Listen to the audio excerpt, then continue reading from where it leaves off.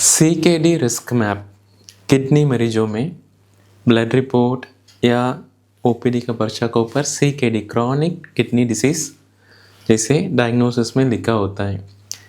इसमें risk map क्या है? G3 ऐसे कुछ वैल्यूज आता है, वो क्या है इस वीडियो में देखेंगे। सीकेडी का मतलब क्रॉनिक किडनी डिसीज, किडनी लंबा समय 3 महीना का ऊपर कुछ कारण के वजह काम कम हो रहा था या काम नॉर्मल है नहीं, उसका मतलब है। ब्लड में एक वैल्यू टेस्ट किया जाता है क्रियाटिनिन। क्रियाटिनिन एक गंदगी बाहर किडनी फेंकता है पेशाब में। अगर बॉडी में ब्लड रिपोर्ट में क्रियाटिनिन नॉर्मल से ज़्यादा हो गया, उसका मतलब किडनी नॉर्मल से काम नहीं कर पा रहे। क्रियाटिनिन वैल्यू से उम्र के हिसाब से हम किडनी कितना % काम कर रहे हैं अप्रॉक्सीमेट वैल्यू आता है, उसका नाम GFR ग्लोमेरुलर फिल्ट्रेशन रेट बोला जाता है। ग्लोमेरुलर फिल्ट्रेशन रेट, किडनी के अंदर छोटा छोटा फिल्ट्रेशन यूनिट होता है, उसका नाम ग्लोमेरुला है। नेफ्रॉन उसका अंदर ग्लोमेरुला कितना फिल्ट्रेट कर रहे हैं पर मिनट में, पर आवर में, 24 घंटे में कितना फिल्ट्रेट कर रहे हैं, वो ग्लोमेरुलर फिल्ट्रेशन रेट हम कैसे चेक करते हैं? ब्लड में क्रियाटिनिन से वो चेक किया जाता है। Normal 90 GFR glomerular filtration rate. Creatinine तो नॉर्मल 1 मिलीग्राम पर डेसीलीटर के आसपास होना है। उससे उम्र के हिसाब से GFR glomerular filtration rate GFR वो कैसे कैलकुलेट करते हैं, वो हमने ऑलरेडी एक और वीडियो में डिस्कस कर चुका है। इस वीडियो में सीधा GFR में आ जाएंगे। GFR नॉर्मल कितना होना है? 90 ml पर kg पर मिनट। ये तो वैल्यू है, पर मिनट में इतना फिल्ट्रेट करता है एक नॉर्मल किडनी। G मतलब ग्लोमेरुलर फिल्ट्रेशन रेट। उसी हिसाब से अगर 90 का ऊपर नॉर्मल है तो 90 का नीचे आ गया क्या है, उसी हिसाब से इन्होंने दे रखा है। जैसे कोई भी स्टेजिंग होता है 1 2 3 जैसे स्टेजिंग आता है, या क्लास में रैंक आ जाता है स्टूडेंट का, या किलोग्राम 1 2 3 ऐसे होता है, ऐसे ही इसका नंबर है। 90 का ऊपर नॉर्मल है, किडनी फिल्ट्रेशन का काम टेक कर रहा है 90 का ऊपर, ठीक है। 90 का नीचे अगर 60 से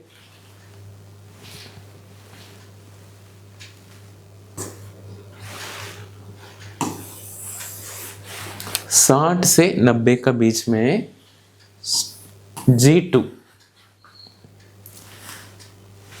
मतलब नॉर्मल से कम,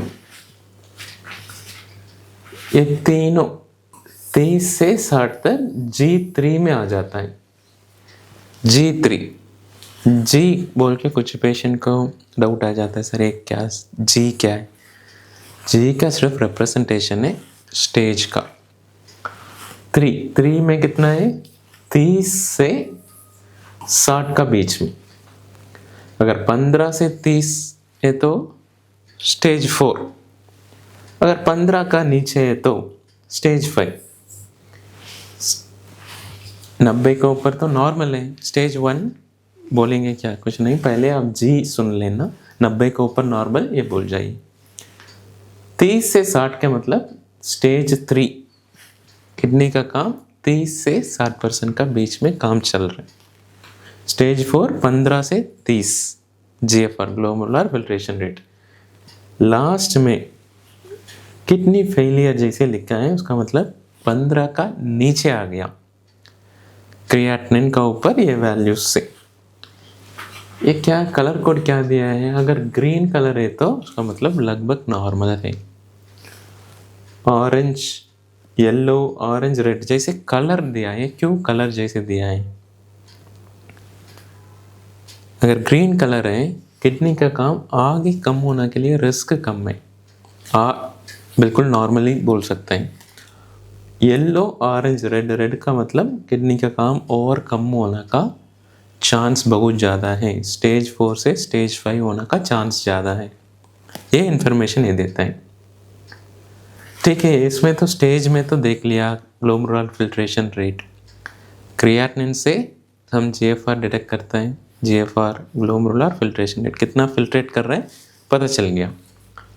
लेकिन ये तो एक ही वैल्यू है, किडनी का काम, फिल्ट्रेशन का काम कितना कर रहा है क्रिएटिनिन से हम अंदाजा पता चल गया। लेकिन कुछ पेशेंट पेशाब में प्रोटीन भी लीक होता है, ये इसमें तो आया ही नहीं, वो कैसे इंक्लूड करेंगे इसमें? उससे पहले नॉर्मली 24 घंटे में पेशाब में प्रोटीन में एक टाइप होता है अल्बुमिन, 30 मिलीग्राम का नीचे होना है। नॉर्मली 30 मिलीग्राम का नीचे होना है। 30 मिलीग्राम का ऊपर जा रहे हैं उसका मतलब क्या है? किडनी थोड़ा प्रोटीन भी लीक कर रहा है। 30 मिलीग्राम 24 आवर्स में अगर पेशाब में प्रोटीन लीक हो रहे और रिस्क बढ़ सकता है। किडनी थोड़ा काम भी कम कर रहे, साथ के साथ प्रोटीन भी लीक कर रहे। इसमें कैसे आएगा? 30 का नीचे तो 30 मिलीग्राम 24 घंटे में पेशाब में प्रोटीन उससे नीचे ही रहता है। अगर उसका ऊपर आ गया उसका मतलब पेशाब में प्रोटीन लीक हो रहा है। कितना लेवल तक जा सकता है? 30 से 300 मिलीग्राम तक भी जा सकता है या उसका ऊपर भी जा सकता है। इसलिए 3 क्लासेस ले रहे हैं। अगर नॉर्मल है 30 मिलीग्राम का नीचे, 30 से 300 मिलीग्राम का बीच में पेशेंट एक्सक्रीट कर रहे हैं तो एक लेवल नॉर्मल से ज़्यादा है, और ज़्यादा है तो 300 मिलीग्राम का ऊपर। ये तो काम का ऊपर है। हम पेशाब का प्रोटीन कितना लीक हो रहा है वो पेशाब का टेस्ट से पता चल जाता है। पेशाब का कुछ टेस्ट होता है उससे पता चल जाता है। अल्बुमिन 24 घंटा का कितना लीक होता है वो पता चल जाता है। अभी इस टेबल में स्टेज जैसे लिखा है 1 2 3 4 5 जैसे, उसके साथ अल्बुमिन को भी ले आ रहे। इसका मतलब क्या है? पेशाब में प्रोटीन 30 मिलीग्राम का नीचे पर डे पूरा 24 घंटा का नीचे एक्सक्रीट हो रहे, ये कलर कोड। अगर 30 से 300 मिलीग्राम पर डेसीलीटर या 24 आवर्स में 30 से 300 मिलीग्राम का बीच में अल्बुमिन एक्सक्रीट हो रहे, ये 2। इसका नाम क्या? इधर तो जी दे दिया, इधर क्या देंगे? अल्बुमिन का ऊपर बात कर रहे हैं, सो इसका नाम ये दे देंगे, सिंपल हो जाएगा। A1 A2 इधर A3। A3 का मतलब क्या है? 300 मिलीग्राम का ऊपर पेशाब में प्रोटीन लीक हो रहा है। A1 मतलब नॉर्मल, A2 मतलब 30 से 300 मिलीग्राम के बीच में, A3 का मतलब 300 मिलीग्राम का ऊपर। अभी ये कलर कोड पूरा आ गया। अगर GFR 90 का ऊपर पेशाब में प्रोटीन लीक नहीं हो रहे तो बिल्कुल नॉर्मल है, इसलिए ग्रीन कलर में दे रखा है। अगर GFR 60 से 90 के बीच में अगर पेशाब में प्रोटीन लीक नहीं हो रहे, ये भी नॉर्मल है।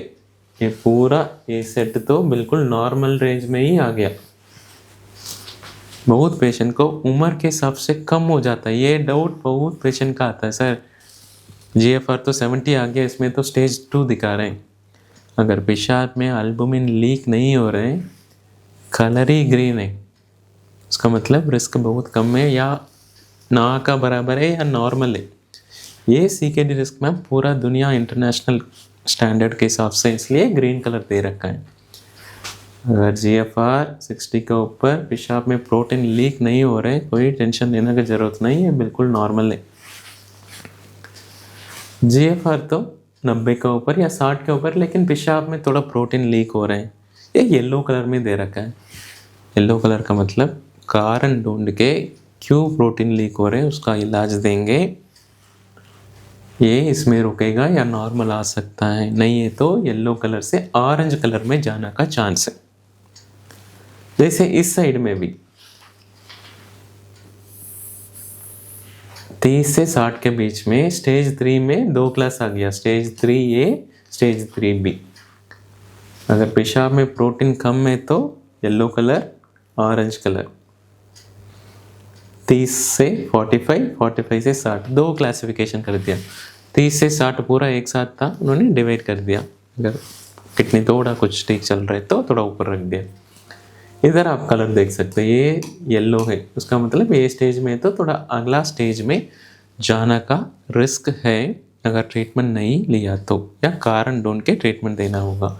ऑरेंज का मतलब रिस्क और ज़्यादा है, ट्रीटमेंट थोड़ा अग्रेसिवली ज़रूरत पड़ सकते हैं। रेड का मतलब एक स्टेज से दूसरा स्टेज में आने का चांस और ज़्यादा है। एक से इस स्टेज से इस स्टेज या इधर से नीचे किडनी का काम और कम होने का चांस ज़्यादा है, ट्रीटमेंट तुरंत शुरू करना होगा। प्रोटीन का भी किडनी का सपोर्ट भी देना ज़रूरत होगा। लास्ट में अगर 15% का नीचे आ गया उसका मतलब किडनी का काम और कम हो गया है। ये रिस्क मैप है। ये सी के लिए पूरा मिला के इस साइड हम स्टेज या GFR, जी लिखा जाता है, स्टेज भी बोल सकते हैं। ये एल्बुमिन मैंने बता दिया QA, क्योंकि एल्बुमिन के हिसाब से चेक कर रहे हैं। ये दोनों मिला के आपका रिपोर्ट में CKD रिस्क कैटेगरी दिया होगा। लाल पैथ लैब, SRL लैब, कोई भी लैब या इवन हॉस्पिटल में भी आपने क्रिएटिनिन चेक किया होगा, उम्र के हिसाब से स्टेज दिया जाता है। पहले GFR चेक कर दिया होगा, अगर GFR रिपोर्ट में आया नहीं तो फिर भी एज के हिसाब से नेफ्रोलॉजिस्ट या फिजिशियन चेक कर लेते हैं। उसी टाइम स्टेज जैसे आ सकता है स्टेज G2 A1 या स्टेज G3 B में A1, अगर इधर है तो स्टेज 4 A2, इधर है तो स्टेज 5 A3। इसी हिसाब से कहीं भी अब स्टेज लिख सकते हैं। अगर कोई पेशेंट का GFR 90 का ऊपर है, A1 ने नॉर्मल है तो ये G1 A1 ये दोनों तो बिल्कुल नॉर्मल है, कोई टेंशन का चीज़ है नहीं, है नॉर्मल है। अगर GFR आ गया 50, पेशाब में प्रोटीन लीक हो रहा है 300 मिलीग्राम का ऊपर, फिर कहाँ आएगा G3 ये, इसमें A3, G भी लिख सकता है, स्टेज भी लिख सकता है। दो कन्फ्यूजन, इसका ऊपर तो मैंने बता दिया था, ये बिल्कुल नॉर्मल है, CKD है नहीं, इधर रिस्क आता है। ये जब अप्लाई होता है CKD ऑलरेडी डायग्नोस्ड है तो सिचुएशन ऐसे है, अचानक किडनी कुछ इंसल्ट या अचानक किडनी रुक सकता है, उसी टाइम ये ज़्यादा हेल्प नहीं करेगा। इसलिए क्रिएटिनिन देख लिया, गूगल देख लिया, इसमें डाल के ज़्यादा डरना का ज़रूरत नहीं। किडनी अचानक रुका वापस स्टार्ट हो सकते हैं, ये सिर्फ CKD के लिए। किडनी अचानक कुछ इन्फेक्शन की वजह रुक गया, ये अप्लाई नहीं होता है, ये सिर्फ अवेयरनेस वीडियो है। पेशेंट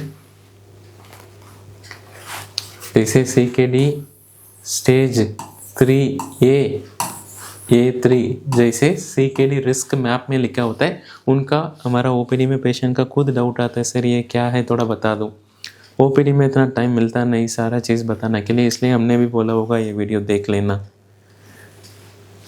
अगर OPD में हमने बोला यही, इसलिए आपका स्टेज ऐसे लिखा होगा, इसलिए हमने ट्रीटमेंट शुरू भी किया होगा। ये आज का इन्फॉर्मेशन है। एक और चीज़, CKD डायग्नोस होने के बाद ये CKD रिस्क मैप आता है, सिर्फ क्रिएटिनिन से नहीं, पहले चेक करके फिर अप्लाई करना पड़ता है। ज़्यादातर सेल्फ मेडिकेशन अवॉइड करना है। कोई भी डाउट है तो आप पास में फिजिशियन या नेफ्रोलॉजिस्ट उनसे ओपिनियन ले लेना, क्योंकि गूगल में देख के बहुत पेशेंट डर के आ जाते, सर GFR इतना आ गया, ये तो नहीं, मैं इतना स्टेज में पहुंच गया हूँ। ज़्यादातर पेशेंट एक्यूट किडनी इंजरी बोला जाता है, अचानक किडनी रुका होगा वापस नॉर्मल आ जाता है। बुखार के वजह क्रिएटिनिन थोड़ा बढ़ गया होगा, वापस नॉर्मल आ जाएगा। ये अप्लाई करके ज़्यादा डरना का ज़रूरत नहीं। ये आज का इन्फॉर्मेशन है। एक और वीडियो में एक और टॉपिक के ऊपर मिलेंगे। नमस्कार।